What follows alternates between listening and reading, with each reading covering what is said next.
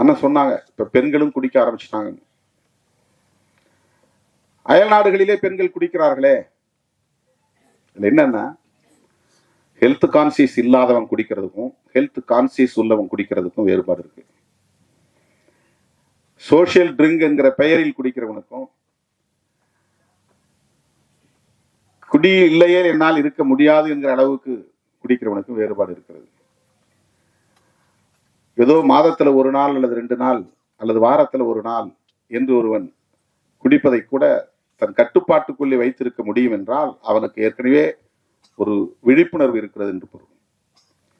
மதுக்கடைகளை திறந்து வைப்பதன் மூலம் அது ஒரு சோசியல் பிஹேவியராக மாறுகிறது.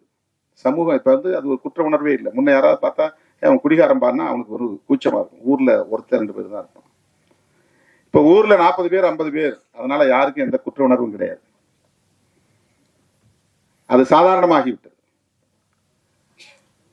பிள்ளைகளையே போய் வாங்கி வர சொல்றாங்க அப்பா அம்மா சேர்ந்து குடிக்கிறாங்க. அதை நியாயப்படுத்தப்படுகிறது. அவங்க செய்யற வேலைப்பா, உடம்பு வலி, அதனால குடிச்சிட்டு படுக்கிறான். இதை சில பேர் நியாயப்படுத்துகிறார்கள்.